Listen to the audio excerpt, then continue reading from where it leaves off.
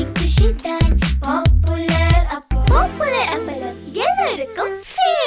traditional, latest and modern jewelry, visit Jill Mill Fashion Jewelry at T Nagar, Chennai.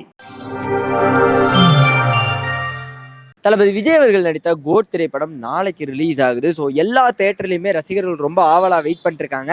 அந்த 9 மணி show இருக்குமா இருக்காதா, அவங்களுக்கு ticket கிடைக்குமா கிடைக்காதுன்னு ரொம்ப ஆவலாக தேட்டராக போயிட்டு இருக்காங்க. பிகாஸ் ஆன்லைன் புக்கிங் ஓப்பன் பண்ண உடனே டக்குன்னு எல்லாமே க்ளோஸ் ஆகிறதுனால அட்லீஸ்ட் தேட்டர்லையாவது நமக்கு டிக்கெட் கிடைக்குமா, விஜய் அவர்கள் வேறு 2 படம் தான் இருக்குது, அதை நம்ம பார்ப்போமா சீக்கிரம் பார்ப்போமாங்கிற ஒரு எதிர்பார்ப்பு எல்லாருக்கிட்டையும் இருந்துட்டு இருக்கு. ஸோ அவங்க அந்த படத்தோடைய எக்ஸ்பெக்டேஷன்ஸ் அவங்களுக்கு எவ்வளோ இருக்குது, அந்த டிக்கெட்லாம் ரேஞ்ச் என்ன மாதிரி போய்கிட்டு இருக்கு அப்படின்னு நம்ம ரசிகர்கள்கிட்ட கேட்டு தெரிஞ்சுப்போம். வாங்க பேசலாம். இந்த ஆங்கிள் ஒன்று எடுத்துக்கோங்க. தேங்க்ஸ்.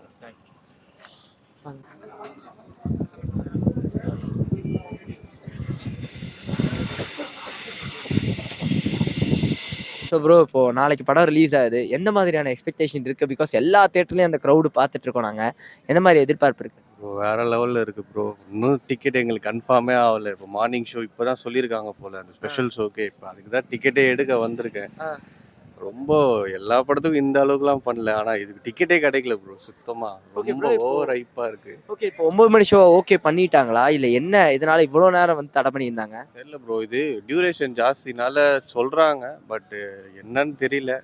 நமக்கு வந்து இங்கே 4 மணி ஷோ இல்லாதது ரொம்ப ப்ராப்ளமாக இருக்குது. நமக்கு டோட்டல் எல்லா இதுலேயும் வந்து 4 மணி ஷோ இருக்குது, நமக்கு மட்டும் பண்ணலை. இப்போ 9 மணி ஷோ சொல்லியிருக்காங்க, இப்போ அது கூட கன்ஃபார்ம் இல்லைன்ற மாதிரி அப்படி பேசிகிட்டு இருக்காங்க.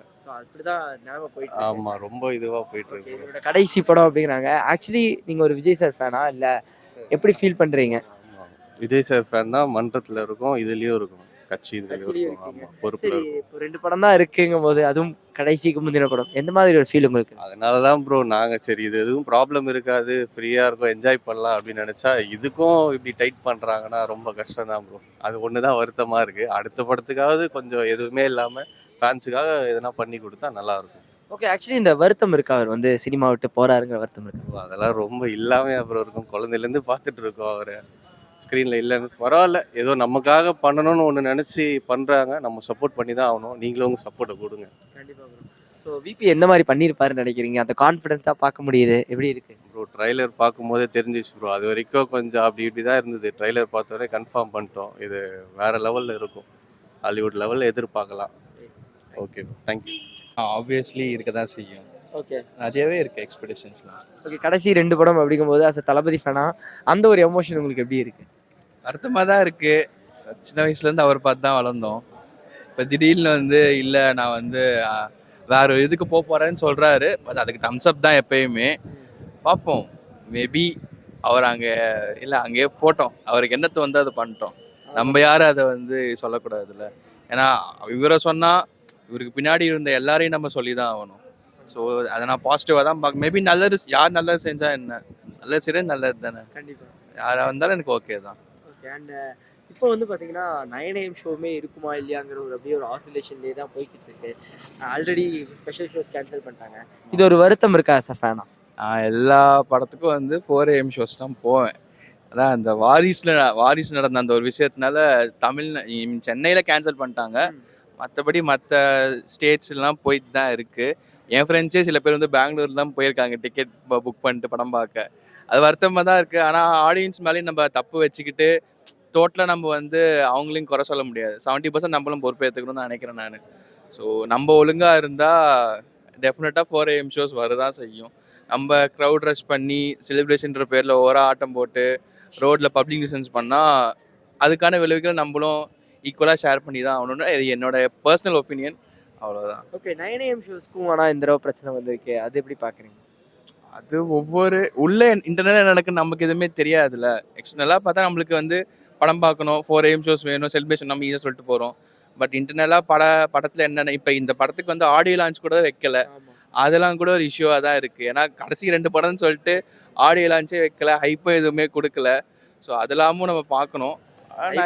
இப்படி இருக்கே, அதுதான் சொல்கிறேன், ஹைப் இல்லாமல் இவ்வளோ ஹைப்பு, இதுவே ஒரு ஹைப்பு தான் இப்போ இவங்களுக்கு. 9 AM ஷோஸ் மேபி இன்னும் சில டேட்டஸில் ஒன்றும் விடவே இல்லை டிக்கெட்ஸ்லாம். மேபி அந்த ஃபைனலாக அந்த அக்ரிமெண்ட்ஸ் ஏதோ சைன் பண்ணிகிட்டு இருக்காங்க. அது அப்ரூவ் ஆனால் 9 AM ஷோஸ் அப்ரூவ் ஆகும் நான். ஆனால் இங்கே 9:15 தான் ஃபர்ஸ்ட் ஷோ. ஸோ ஃபைன் தான். ஓகே, விபி அவரோட மேல இருக்கிற இந்த மாதிரி ஒரு கான்ஃபிடன்ஸ் இருக்கு உங்களுக்கு? விபி வந்து யங் ஆடியன்ஸ் அட்ராக்ட் பண்ணுறவர் தான் எப்பயுமே. அவர் படம் எல்லாமே எனக்கு ரொம்ப பிடிக்கும். ரைட் ஃப்ரம் சென்னை 28 இருந்து எல்லாமே நம்ம யங்ஸ்டர்ஸ்க்கான ஒரு படமாக தான் இருக்கும். அவரும் சொல்லியிருக்காரு தளபதி வந்து ஃபுல் செலிப்ரேஷன் மோடில் தான் இருப்பார் அப்படின்னு. அந்த செலிப்ரேஷன் வந்து ஆல் டைம் அப்படின்னு இருக்கணும்னு நான் ரொம்ப ஆசைப்பட்டுட்டு இருக்கேன். ரொம்ப எக்ஸைட்டடாக இருக்கேன் படத்துக்கு. ரொம்ப அனிலிசம் தான் நான் எப்பயுமே. அனில் மோட் ஆனாயாச்சு. எப்பயுமே அனில் மோடு தான். என் தளபதி ஸ்க்ரீனில் வந்தால் போதும், அவ்வளோதான். ப்ரௌடாக இருக்கு. எந்த மாதிரி படத்துக்கு வந்து எதிர்பார்ப்பு இருக்குன்னு நினைக்கிறீங்க? கோட்டு தான் ப்ரோ, ஆப்வியஸ்லி. ஏன்னா இன்னொரு ஒரு படம் தான் நடிக்க போகிறேன்னு சொல்லியிருக்காரு. ஸோ இந்த படத்துக்கு இருக்கிற எக்ஸ்பெக்டேஷன் தான். டிக்கெட்டே கிடைக்கல சுத்தமாக. இப்போ நாங்களே எங்கே போகிறது தெரியாமல் சுற்றிக்கிட்டு இருக்கோம். ஓகே, ஆன்லைனில் எல்லா தேட்டருமே மூட்டியாச்சு. சரி, இப்போ என்ன தேட்டரா? சத்தியமா? சத்தியம் போகிற வரல சத்தியம் போலான்னு இருக்கே. அதனால இங்கே விசாரிச்சுட்டு போகலான்னு சொல்லிட்டு வந்தோம்.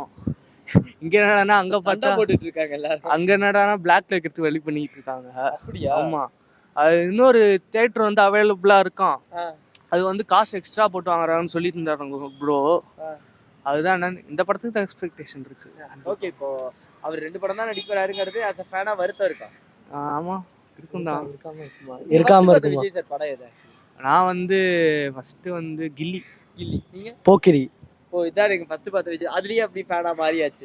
நான் ஆக்சுவலாக வந்து ரஜினி சார் ஃபேன் தான். எனக்கு வந்து பேசிக்காகவே பொது ஆக்டர்ஸ் நல்லா பண்ணாங்கன்னா பிடிக்கும். ஹீரோ எனக்கு வந்து பிடிக்கும், நல்லாவே பிடிக்கும். நல்லாவே பிடிக்கும். ஸோ வந்து அதனால வந்துட்டு நான் கில்லியிலேருந்து நிறையா படம் பார்க்க ஆரம்பிச்சேன். வருத்தம் இருக்கா அவர் 2 படத்துல வெற்றிடுவாரு அப்படின்னு? ஆமாம். உங்களுக்கு ப்ரோ? அடுத்த இருக்கு ப்ரோ. 1000 கோடி அடிச்சுட்டு போவான்னு பார்த்தோம், இன்னும் அடிக்கல. 2 படம் தான் இருக்கு. தமிழ் இண்டஸ்ட்ரியில் யாரும் அடிக்கல 1000 கோடி. யார் அடிக்க போறான்னு தெரியல. ஆமாண்ணே. டிக்கெட்டே கிடைக்குமானே தெரியல. எனக்கு ஒரு எக்ஸ்பெக்டேஷன் இருக்குன்னு சொல்லுங்கிறீங்க. வச்சா 2 வாட்டை தான் சொல்லி விடுறேன். ஏதோ ஒரு மாதிரி வருத்தமா இருக்கீங்க. ஏன் ஏதோ காலையில இருந்து அலைஞ்ச ஒரு இதுவா? ரொம்ப பரபரப்பா இருக்கு ப்ரோ. ஒருத்தங்க என்னன்னா இது என்னது அந்த டிக்கெட் கிடைக்கல அப்படின்னு, இது பஜ்ஜி இல்ல அப்படின்னு பஜ்ஜி கடை இல்ல அந்த மாதிரி ஒருத்தர் சண்டை போட்டு இருக்காரு. ஆமா, சவுண்ட் கொஞ்சம் ஜாஸ்தியா தான் இருக்கு இன்னைக்கு. ஆமா ப்ரோ, அது எப்படி ஒரே செகண்ட்ல எப்படி டிக்கெட்லாம் ஃபுல்லா புக் ஆகுது அப்படி இப்படின்னு பேசிட்டு இருக்காங்க.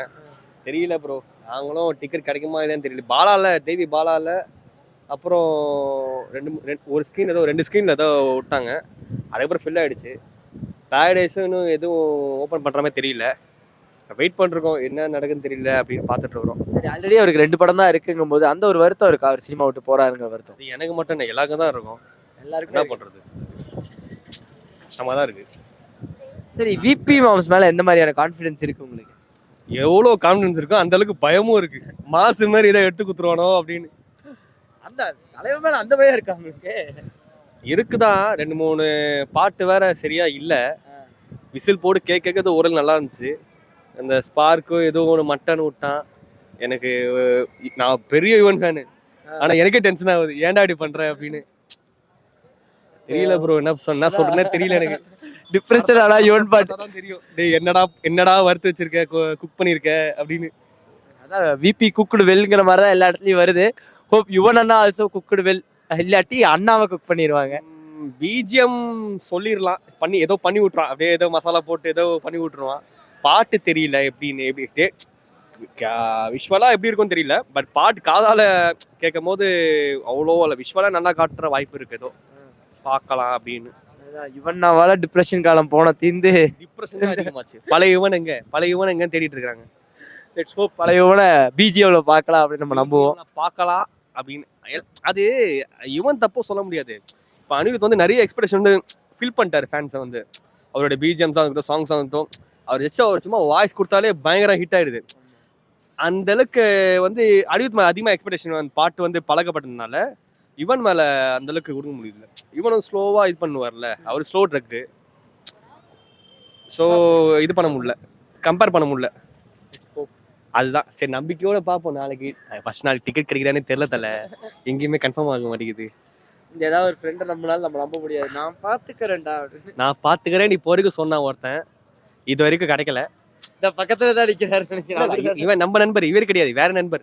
நண்பர். நான் கிருஷ்ணவேலியில் கேட்டு வச்சிருந்தேன், ஏதாவது டிக்கெட் கிடைக்க மாட்டா அப்படின்னு.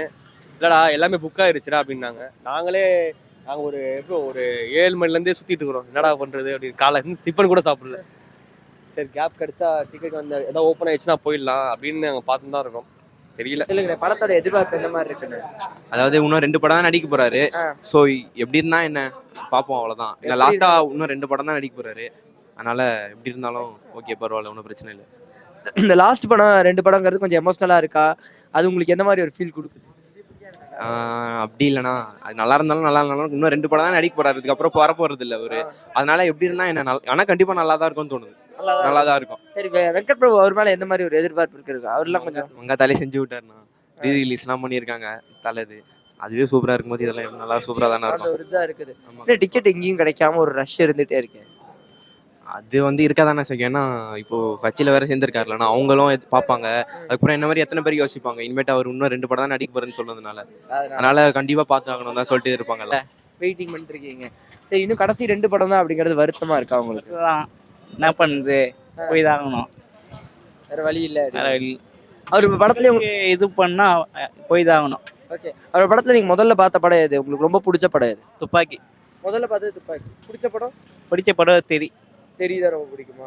சரி இப்போ இன்னும் டிக்கெட் கிடைக்காம பல பிரச்சனை போயிட்டு இருக்கு. தலை ஃபேனு. இப்போ ஃப்ரெண்ட் இல்லை அவங்க. அதுக்காக அதுக்காக ஓ நீங்க ஆனா தலை ஃபேன் தான். தலை ஃபேன், தீவிர தலை ஃபேன். உங்களுக்கு வந்து விஜய் சார் ஆனா பிடிக்கும். இல்லை இப்போ நிறைய ஒற்றுமை வந்துருச்சு. முன்னாடிலாம் அந்த ஒற்றுமை கொஞ்சம் கம்மியா இருக்கு. இப்போலாம் ஒற்றுமை அதிகமா தெரியுது. தலையே சொல்லிட்டாரு எதுக்காக சண்டை போடுறீங்க அப்படின்ட்டு.